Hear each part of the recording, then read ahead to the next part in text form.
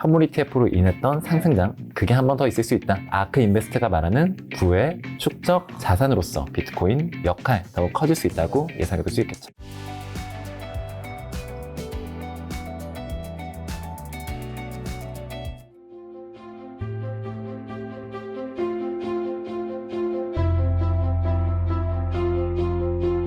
야, 이 비트코인에 대한 이제 펌프질이 마구 되고 있는데, 비트코인 거래소에서 직접 사는 방법과 현물과 선물 ETF 통한 간접 구매 방법 등이 있죠. 어떤 것들 좀 추천하시나요? 저는 거래소 한번 써보시는 것을 추천드리는 게, 그래도 어쨌든 이 암호화폐 거래량이라는 것도 있고 이 생태계가 나름 뭔가 암호화폐라는 것들이 뭔가 만들어가고 있구나라는 걸 보시기에는 사실 거래소가 훨씬 좋습니다. 거래량이나 거래 수수료 같은 것도 굉장히 많은 이벤트를 하고 있기도 하고, 이제 내가 가지고 있는 포트폴리오의 상승과 하락을 어찌됐든 분리된 속에서 확인할 수 있다라는 게 또 굉장히 많은 메리트가 돼요. 저 같은 경우에도 몇 년 전에 투자했던 코인들, 어떻게 보면 하나의 훈장처럼 남겨놓고 있는 것들이 있습니다.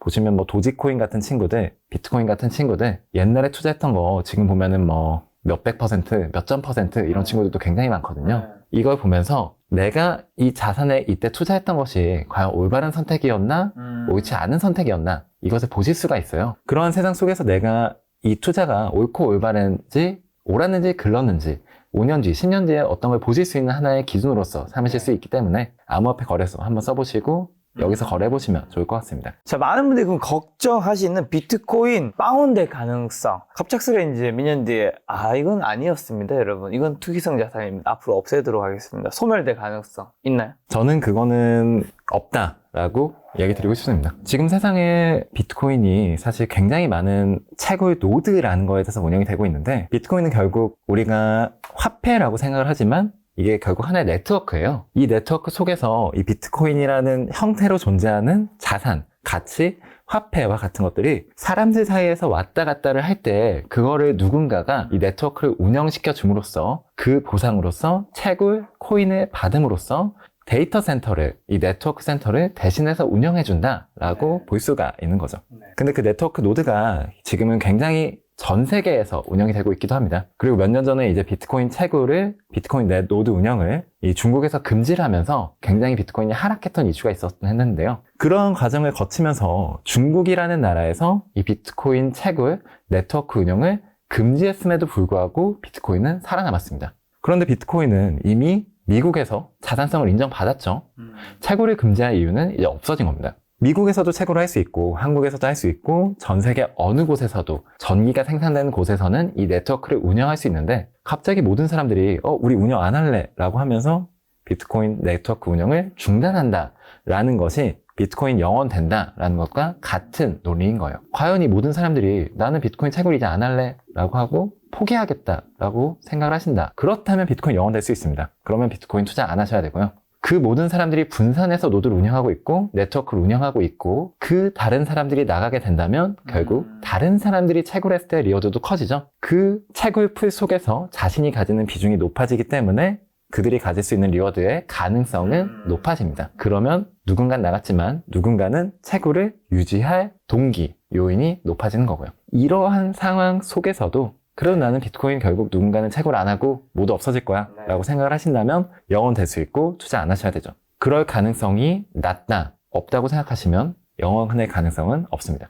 자, 비트코인 가격 기술주와 유사한 움직임 많이 보여왔는데, 디지털 금이라는 이름과는 좀 다른 것 같은 부분인데 여전히 그런 추세를 좀 이어가고 있나요? 앞서서 보여드렸던 차트에서 제가 금과 비트코인 관련된 이제 올해에서의 연관성 차트를 보여드렸죠. 사실 나스닥과는 계속해서 높은 연관성을 유지하고 있는 게 사실입니다. 그리고 투자 자산 시장이 같이 오를 때 오르고 같이 내릴 때 내리고, 이러한 경향 속에서 뭐 금리나 이런 거랑 굉장히 유사한 경향을 보이고 있는 것이 사실이죠. 그러한 상황 속에서 저는 그래도 옛날보다는 계속해서 그 변동성이 낮아지고 있다라는 이 움직임 속에서, 이런 것들은 사실 여러분들도 많이 보실 수 있는 게, 옛날에 비트코인 하락했을 때 얼마 떨어졌는지 그 비트코인 전체 차트 속에서 한번 봐보세요. 그리고 지금 우리가 많이 하락했죠. 많이 하락했고 저점에서는 더 하락하기도 했고 지금 그래도 좀 어느 정도는 반등을 했는데, 그 하락분이 과거의 하락분과 비교했을 때 어느 정도의 하락분인가를 보시는 것도 좋을 것 같아요. 이 시작성에서 계속해서 그 자리, 그 내러티브, 금과의 연관성, 안전자산으로서의 연관성을 우리가 계속 높아가고 있다라고 볼 수 있는 거죠. 자, 그럼 언젠가 비트코인이 정말 금을 대체할 수 있는지, 금과 디지털 금, 비트코인 차이점 뭘까요? 비트코인과 금은 우리가 몇 가지의 차이점으로 이 비트코인 네. 좋아하시는 분들은 분석을 하는데, 그 역사, 희소성, 그리고 분산 가능성, 그리고 보관 용이성, 그리고 뭐 결제 수단 가능성, 이런 거로 많이 보는 것 같습니다.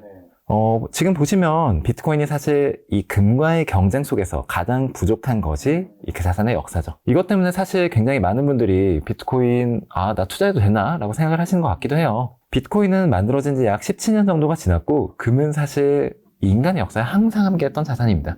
5,000년 이상 그 역사를 가지고 있고, 항상 그 역사 속에서 금은 귀금속으로서, 그리고 하나의 교환 매개로서, 한때는 화폐의 교환 수단으로서 활용이 되기도 했었죠. 금이 이 세상 속에서 가치를 유지할 수 있는 기준, 희소성이라는 것에서는 비트코인을 좋아하시는 분들은 비트코인이 더 낫다라고 이야기 많이 합니다. 비트코인 2,100만 개로 제한되어 있다라는 것 제가 계속해서 얘기 드렸고 우리가 알 수 있죠. 금은 예측 가능하지만 조금 제한되어 있습니다. 계속해서 채굴량이 늘어나기도 하고 활용 가능성이 높아지면서 오히려 더 많은 금이 시장에 나오기도 한다라고 이야기가 되기도 하죠. 여기서 우리가 볼 수 있는 것이 이 친구가 교환의 매개체, 화폐 혹은 결제 수단으로서 사용성이 있는가라는 부분입니다. 이러한 것이 비트코인은 금과 대비하면 사실 굉장히 높죠. 금은 우리가 이제 자제분이 해외에 계셔서 이 친구한테 뭔가 쓸 수 있는 돈과 같은 자산을 주고 싶어 라고 했을 때 금을 보낼 순 없죠. 하지만 비트코인은 거래소, 해외 거래소 계좌를 통하면 실제 자기 자산이 아니어도, 자기 계좌가 아니어도 보낼 수 있기 때문에 보낼 수가 있습니다. 그 친구가 거기서 OTC나 혹은 비트코인을 조금씩 환전을 해서 사용을 한다면 우리가 이 친구에게 어떤 화폐를 국제 결제 송금 시스템으로서 활용할 수 있다는 걸 볼 수도 있는 거죠. 비트코인은 그리고 꼭 1비트코인이 아니어도 쓸 수 있죠. 굉장히 몇만 원어치로도 쓸 수 있고 몇천 원어치로도 나눌 수가 있습니다.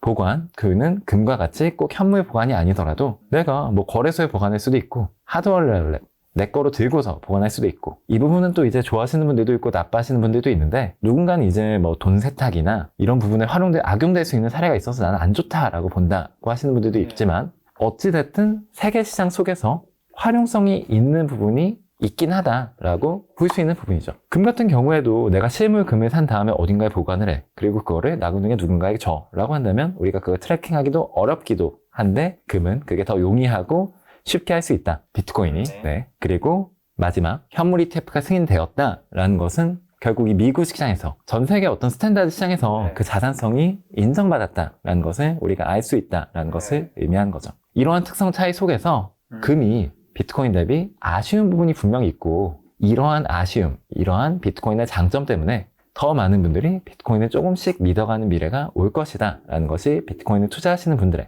이야기, 논리인 겁니다. 자, 2021년에 채굴자, 대형 투자자 고래분들이 상승 주도하고 새로운 개인 투자자가 유입돼 강세 보였는데, 현재 어쨌든 올해 초부터 시작된 강세장은 개인이 아닌 대형 자산 운용사가 비트코인 현물 ETF를 발행하며 기관의 투자 자금도 크게 증가했는데 결국 이제 유동성이 증가한 거잖아요. 네네. 이런 건 앞으로도 계속 증가하는 거겠죠? 네, 사실 현물 ETF 승인이 되면서 이런 부분에 대해서 여러분들이 고려해야 되는 이유가 조금 더 많아지기도 했습니다. 비트코인 이제 블랙락 현물 ETF 같은 경우에는 올해 지금 출시 이후로 제가 봤을 때 70일 이상 계속해서 순유입을 기록했어요. 이 펀드에 계속해서 돈이 들어오고 블랙락을 통해서 비트코인을 사고 싶다라고 생각하시는 사람들이 계속해서 늘어나고 있다라고 우리가 볼 수 있는 거죠. 그러한 지표 속에서. 하지만 그럼에 동시에 우리가 생각해야 되는 것은 기존 비트코인의 가치를 만들었던 사람들과 지금 비트코인의 가치를 만들고 있는 사람들의 비중이 조금씩 달라지고 있다는 것을 우리가 투자하면서 꼭 고려를 해야 됩니다.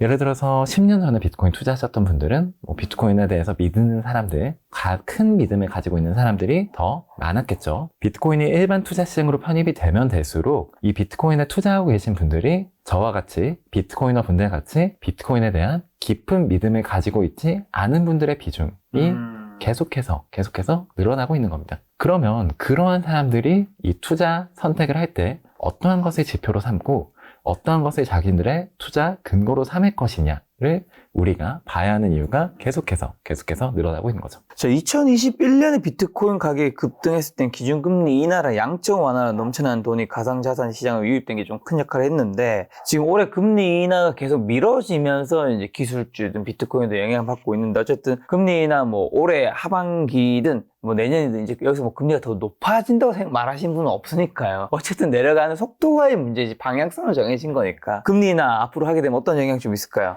네, 금리 인상 되면 정말 말씀처럼 큰일 나죠. 투자 시장 하시는 분들은. 사실 금리 이슈가 저희 비트코인도 그렇고 이제 암호화폐 쪽이나 뭐 투자 시장 계신 분들은 사실 가장 아쉽게 느끼는 부분일 것 같습니다.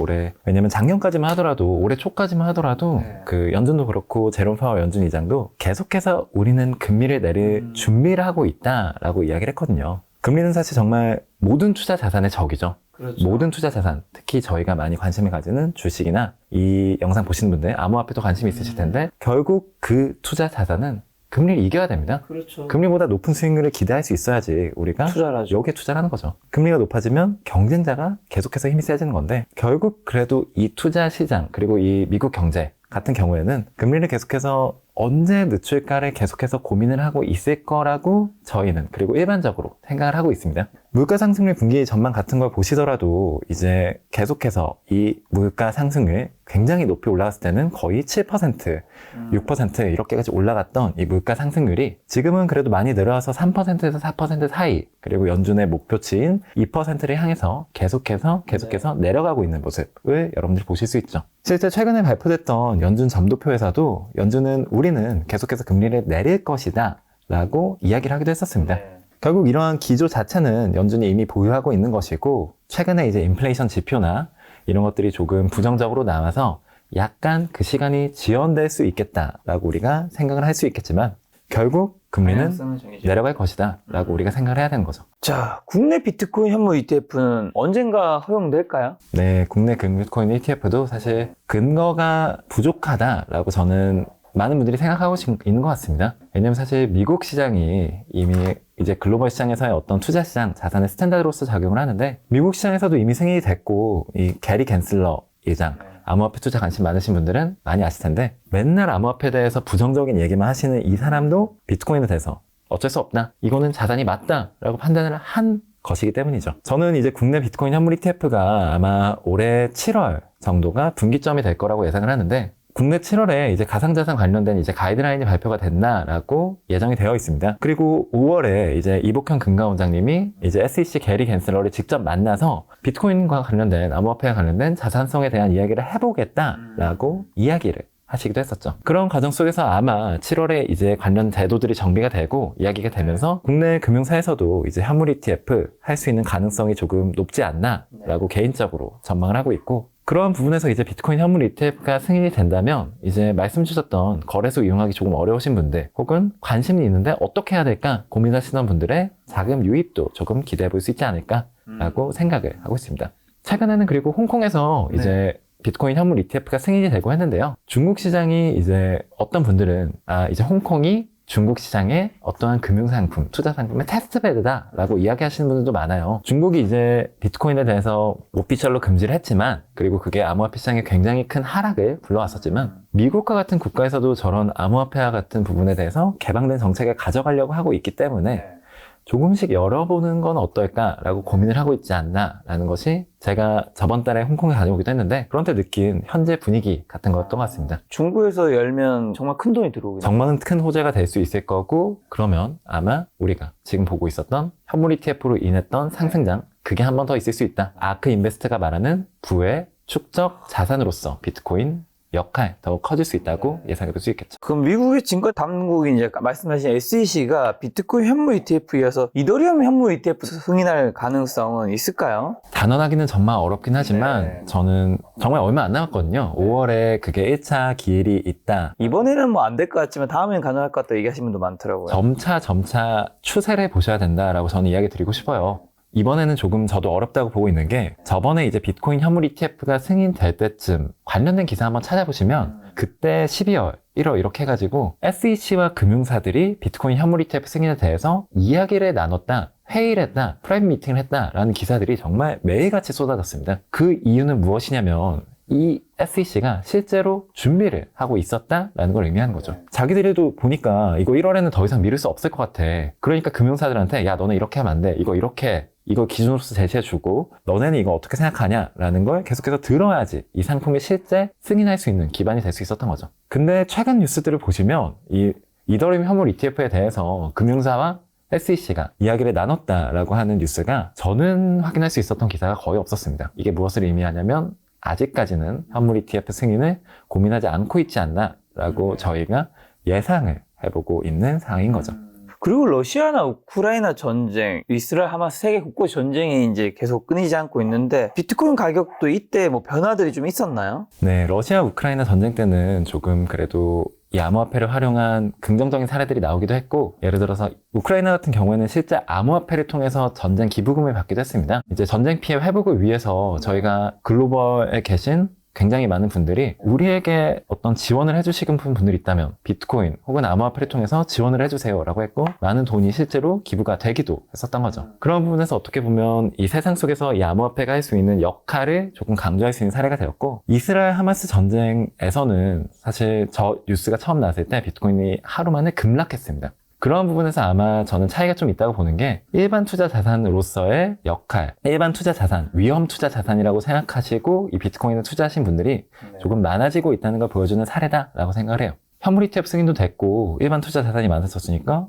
나는 전쟁 나올 것 같네, 유가 오를 것 같네, 난 위험 자산 빼야지. 그게 비트코인 같은 자산으로 나타나는 거죠. 아직까지는 저 지정학적 위험 자산으로서 이 투자 자산 시장에서 완전히 독립된 존재로서 존재한다라고 이야기하기는 정말 어렵지만, 그 내러티브나 그 네트워크 자체, 시스템 자체로서는 할 수 있는 존재, 그렇게 인식하는 사람이 많아지느냐가 우리가 봐야 하는 부분인 것 같습니다. 그럼 비트코인이 지구 어디서든 지정학적 리스크로부터 우리 좀 지켜줄 자산이 진짜 되긴 하나요? 실제 될 수 있죠. 예를 들어서 전쟁터가 났는데 우리가 그 나라의 은행에 가지고 있는 예금은 과연 어떤 의미가 있을까요? 그 나라의 부동산은 어떤 의미가 있을까요? 저 전쟁터 속에서 그러한 어떤 전통적인 자산을 가지고 계셨던 분들은 아마 아무것도 할 수가 없을 거예요. 실제 그게 금이었어도 그렇겠죠. 내가 금을 가지고, 실물 금을 가지고 있는 게 아니라 이 금융사의 시스템 속에서 금을 가지고 있었다면 내가 저러한 상황 속에서 내 자산을 어떻게 보유할 수 있었을까? 어떻게 유지할 수 있었을까? 라고 생각하면 아마 불가능했을 겁니다. 내 부동산, 내 건물이 무너졌어.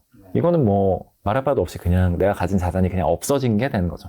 하지만 그분들이 자신의 자산의 일부를 비트코인으로서 보유하고 있었다면, 그리고 그게 자신의 나라에 있는 거래소가 아니라 최소 해외 거래소, 혹은 내가 정말 비트코인에 대해서 가치를 믿고 많이 아시는 분들이어서 그것을 나의 암호화폐 지갑 속에 보관하고 있었다면, 그분들이 가진 자산은 최소한 비트코인은 유지가 될 수 있었겠죠. 그리고 그 비트코인 만약에 한국에서 1억이야. 그러면 내가 이 비트코인 지갑 제가 드릴 테니까 1억까지는 안 말해요. 한 7천만 원 주세요 라고 하면 이거 찾을 분 많겠죠? 자산의 총량을 가치 유지를 할 수 있는 수단으로서 이미 비트코인은 어느 정도 그 자리를 자리잡고 있습니다. 우리가 워낙 안정적인 국가에서 살고 있기 때문에 저희는 사실 전쟁 걱정 이런 거는 그래도 많이 안 하는 편이잖아요. 그렇기 때문에 이러한 필요성을 느끼지 못하고 있지만, 이 세상 속 어딘가에서는 실제 그렇게 쓸 수 있었던 사람들이 있음을 우리가 볼 수 있고, 이러한 사례가 발생할수록 그 역할, 그런 가치로서 비트코인을 생각하시는 분들이 늘어난다고 우리가 예상을 해볼 수 있는 겁니다. 지금 지갑 얘기해 주셔서,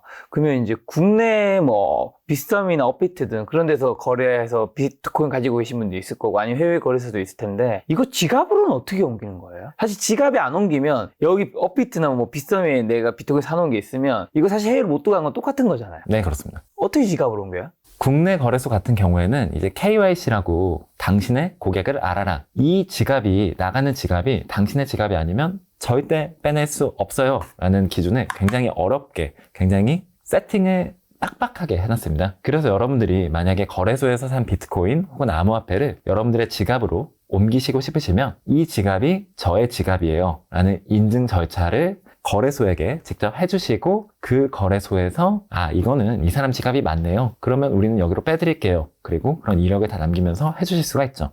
혹은 해외 거래소를 사용하시면 조금 더 쉬운데, 국내 거래소와 해외 거래소는 서로 그 시스템 상에서 이 사람이 어떤 사람이다 라는 것이 연동이 되어 있습니다. 예를 들어서 해외 거래소로 많이 쓰시는 게 뭐 바이낸스 이런 거래소 많이들 아실 것 같은데, 바이낸스에서 고객 정보 가지고 있고 우리가 고객 정보 가지고 있는 게 A인데 이 업비트, 빗썸, 코인원, 코빗 이런 거래소들이 가지고 있는 정보 A 맞네. 야, A가 A한테 보낸대. 그러니까 너 이거 컨펌해줘. 라고 해서 외국 거래소로 보내는 거는 조금 쉽죠. 서로 그 인증절차를 대신해주기 때문에 쉽게 보낼 수 있는데 외국 거래소는 또 개인 지갑으로 보낼 때, 다른 주소로 보낼 때 어떠한 인증절차가 없습니다. 내가 맞아요 라는 우리가 그냥 앱 같은 거 쓸 때 뭐 지문 등록하거나 비밀번호 치거나 이런 것만 하면 당신 자산 당신이 옮긴다고 하니까 편하게 옮겨도 돼요 라고 해주는 거죠. 그런 식으로도 개인 자산을 옮기실 수 있고 외부로 옮기시는 것이 가능하십니다. 사실 이 암호화폐 좋아하시는 분들은 당신의 키가 아니면 당신의 자산이 아니다 라는 이야기를 하기도 해요. 작년에 이제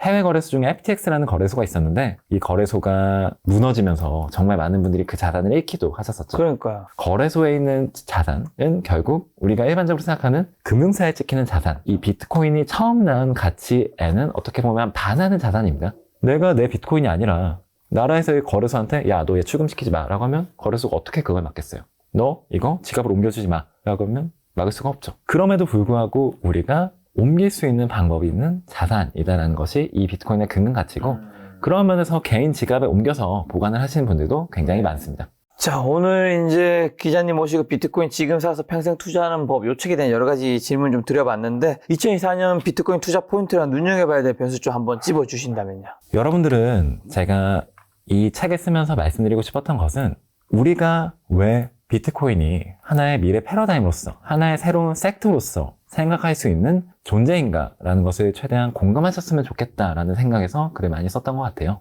우리가 올바른 자산을 선택할 수 있느냐라는 것은 사실 우리의 투자 속에서 정말 엄청난 차이를 만들어내는 기준이 됩니다. 예를 들어서 2023년에 굉장히 주식시장이 호황이었었죠. 많이 주식들이 오르기도 했었는데 S&P 500 지수 같은 경우에도 지금 보여드리는 그래프에서 약 5개월 동안 11%가 올랐어요. 이거 정말 엄청난 투자 수익이죠. 워렌 버핏의 투자 수익이 뭐 1년에 20몇 %나 그러는데 그 사람 절대 전무후무한 투자의 귀재다라고 우리가 얘기하잖아요.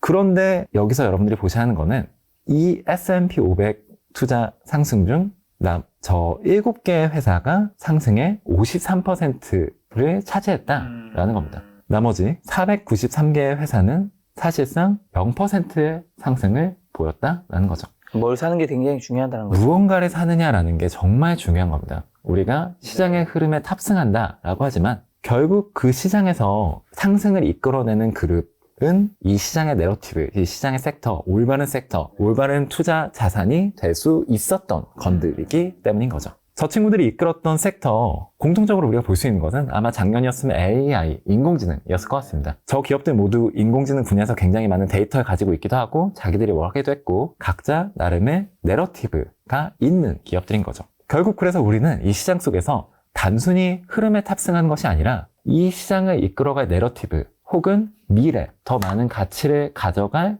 어떠한 키워드가 무엇인지를 계속해서 생각하고 그 분야가 무엇이 될 수 있을지를 스스로 고민하고 공감하고 이해하고 투자할 수가 있어야 돼요. 저는 그것이 비트코인이 될 수 있다라고 이야기를 하고 싶은 겁니다. 그리고 과거와 항상 그러한 내러티브를 만들어내는 기업들은 세상 속에 존재해 왔었죠. 그 기업에 여러분들이 올바르게 투자한다라는 것은 여러분들이 아마 다들 꿈꾸시는 경제적 자유, 최소한 내가 이 경제적 부담 속에서 조금이라도 더 자유롭게 그렇죠. 내가 할 수 있는 것을 할 수 있는 너무 일에 중요하죠. 분명 도움이 될 거라고 생각합니다. 그런 부분에서 보여드리고 싶은 게 영화 속의 한 장면이 아, 있는데 이건 딱 장면만 봐도 톰 행크스, 네네. 이름 뭐였죠? 포레스트 검프. 포레스트 검프였죠. 네네, 정말 명작, 영화로서도 명작이죠. 정말 너무나도 재밌게 본 영화고 이 장면은 이제 포레스트 검프 속에서 1994년에 개봉한 영화예요, 이 영화가. 근데 아직까지도 투자 시장에서 굉장히 회자되는 명장면이 하나 있는데 1970년대를 배경으로 한 이 영화에서 주인공은 한 편지를 받고 이런 대사를 합니다.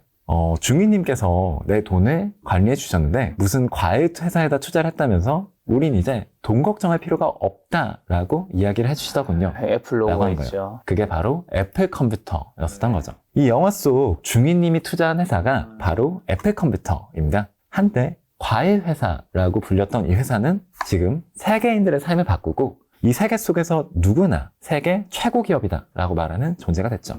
애플이 76년에 설립돼서 약 80년 정도에 이제 주식시장에 상장을 했으니까 포레스트 검프의 배경이 된 시기에 주식시장에 저 애플 컴퓨터에 투자를 했다면 정말 말 그대로 돈 걱정할 필요가 없는 사람이 될 수 있었겠죠. 우리가 여기서 보면서 재미있게 느껴야 하는 사실은 저 때 이미 저 애플 컴퓨터 너무 올라가지고 우리는 이제 돈 걱정 안 해도 된다라고 이야기를 했습니다. 그런데 저 영화를 보고 저거 너무 멋있는 사례다. 난 이거 하나의 나의 훈장으로서 나의 역사책과 같은 존재로서 애플 컴퓨터 좀 가져가고 싶다라고 하고 어떤 청년이 이 애플 컴퓨터 영화 나왔을 때 1,000만 원을 투자했다면 어떻게 됐을까라는 거죠. 오이씨, 소름 돋을 것 같은데.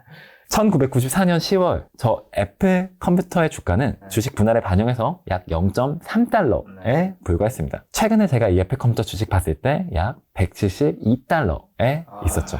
영화를 본 청년이 이 이야기에 감명을 받아서 그래, 우리가 중요한 것은 이 세상의 흐름이 무엇인지 보는 거야. 이 세상의 패러다임, 이 세상을 바꿀 수 있는 존재가 무엇인지 보고 거기에 투자하는 거야. 나는 그걸 위해서 애플 1,000만 원 투자해 봐야겠어 라고 했다면 얼마 됐는데? 지금은 얼마가 되었느냐? 약 575배가 되어서 58억 원이라는 큰 돈이 되어 있는 거죠.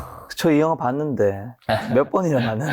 저 영화를 보셨을 때 야, 이 영화 보고 감동 안 받는 남자는 없습니다. 그렇죠. 정말 멋있는 영화죠. 이 톰 행크스가 뭔가 하나를 우직하게 계속해서 일이든 사랑이든 그 해나가서 결국엔 해피엔딩을 맞이하는 네, 그 그렇습니다. 모습 너무 감동적이었죠. 자신의 인생 속에서 자신이 믿는 것을 만들고 네. 자신이 그 믿음에 대해서 흔들리지 않고 계속해서 나아갈 수 있다면 58억이라고 말씀드렸으니까 그때 1,000만 원이 58억. 네, 저 영화를 봤던 청년 지금 설마 본인인가요? 아니요 저는 뭐 그때 응애하고 있었을 것 같습니다. 그때 이제 저 청년은 아마 돈 걱정 좀 안 하는 중년이 되어 있겠죠. 그렇죠. 이런 이야기에서 우리가 느껴야 되는 거는 우리의 삶 속에서 저러한 순간이 정말 무수히 많다라는 거를 알아야 되는 겁니다. 저 영화를 처음 봤을 때 누군가는 정말 애플 컴퓨터 저 회사 멋있다라고 생각해서 저 기회를 자신의 삶 속에 하나의 변곡점으로 삼을 수 있었을 테고 저 같은 경우에도 제가 만약에 2017년에 제가 전 비트코인 투자를 했으니까 그때 만약에 소액 투자한 게 아니라 정말 인생의 비트코인을 걸었다면 아마 지금 저도 돈 걱정을 하지 않는 청년이 되었을 수도 있겠죠. 우리의 삶 속에서 이런 순간은 정말 무수히 많아요. 그리고 그 순간이 지금이냐 아니냐는 여러분들은 이게 얼마 올랐냐로 고민하셔야 되는 게 아니라 과연 지금 이 세상 속에서 이 자산, 이 주식, 비트코인과 같은 존재가 가지고 있는 지금의 모습 대비 미래 이들이 어떤 모습을 만들어갈 수 있는가 그것을 전망하고 믿고 투자하시는 게 필요한 겁니다. 여러분들이 쌓아온 경험 그리고 여러분들이 가지고 계신 어떠한 철학 그 로직 속에서 이걸 분석하고 이걸 선택하는 것이 필요한 거죠. 저는 비트코인을 위해서 나왔지만 여러분들의 삶 속에서 그 비애가 비트코인이 될 필요는 없습니다. 맞습니다. 또 다른 자산이 될 수도 있죠. 네, 그렇죠. 항상 그런 생각을 하고 그 흐름 속에서 세상 속에서 여러분들의 삶의 굴레 속에서 그게 무엇인지를 고민하고 선택하시는 것이 필요하다. 그리고 저는 그것이 굉장히 많은 부분에서 비트코인이라고 생각한다. 라고 이야기를 드리고 싶네요. 기자님과 요 책을 가지고 지금 저희가 긴 시간 이야기 나누었는데 제가 최근에 이제 올해부터 조금 제 기준에서는 의미 있는 비중 그렇지만 또 그렇게 다 사라져도 제 인생이 흔들리지 않는 정도의 비중의 비트코인을 샀는 이유를 이제 시청자분들에 공유 드리면서 또 이제 기자님의 의견이 궁금한 건데 사실 한 7가지 정도 되는데 제가 코인을 샀는 이유는 6가지는 다들 아는 겁니다. 뭐 발행량이 제한되어 있다. 두 번째 뭐 현물 ETF가 미국 뭐 홍콩 그 외 국가들도 점차 더 승인을 할 거잖아요. 유동성이 들어올 거고. 세 번째가 어쨌든 뭐 다들 알고 계신 반감기. 네 번째가 이제 당연히 금리 인하. 유동성이 들어오니까. 다섯 번째가 뭐 지정학적 이슈. 이제 여섯 번째가 이제 뒷골목을 세계를 해야 되나 이제 안거래 시장이라든가 누군가는 뭐, 쓰고 싶어 할 거다. 또 부자들의 뭐 여러 가지 그런 뒤에서 그런 것들이라든가 그리고 마지막 7번째가 이제 제가 생각하는 건데 저는 솔직히 비트코인이 화폐가 될 것 같진 않은데 지금 제 주변에서 화폐로 쓰는 사람은 없기 때문에 앞으로도 쉽지는 않을 것 같은데 이 비트코인이 나온 지가 이제 17년 됐잖아요. 네, 그렇습니다. 근데 예전에는 어쨌든 우리가 뭐 조개, 그 다음에 금, 귀금속을 화폐로 쓰다가 그 다음에 그 종이화폐, 명목상의 화폐를 쓰다가 그게 달러가 이제 패권을 유지하고 있는데 그게 뭐 위안화가 뭐 그걸 차지할 수 있다 뭐 이런 얘기는 있었지만 완전히 새로운 자산이 어쨌든 그 역할을 할 수 있다라는 말조차 나온 적이 제가 태어난 일은 한 번도 정말 없었는데 인류의 역사상 인류의 세상 없었는데 그런 가능성에도 1이라도 있다라는 게 저는 되게 좀 큰 충격이기도 했지만 저는 여전히 그거는 안 될 거라 생각합니다, 여러분.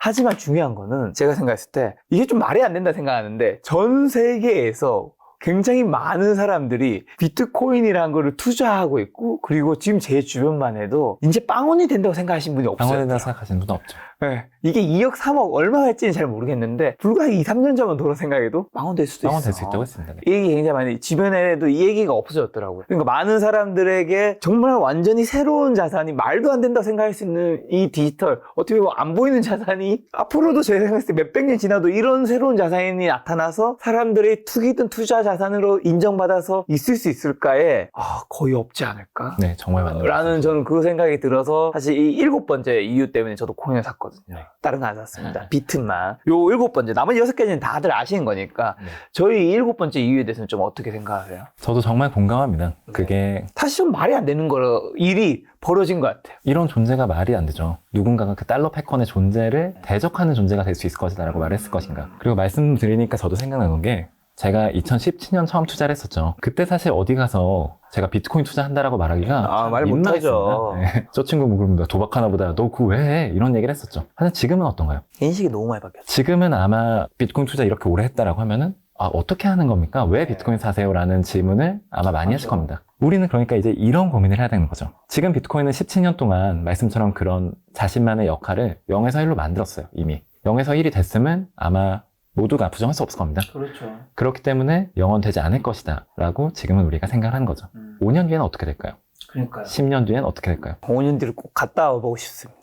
5년 뒤에 비트코인 다 팔든지 더 10년 사든지 뒤에. 둘 중 하나 할 텐데. 그때 비트코인 가격이 좀 높아져 있으면 저도 다시 다시 한번 한번 불러주시면 초대하도록 하겠습니다. 네. 자, 그럼 오늘만의 해설님은 최동욱 작가님이었어요. 지금까지 여러분 소중한 시간 함께 해주셔서 정말 감사합니다. 오늘도 김 작가였습니다. 고생 많으셨습니다. 네, 감사합니다.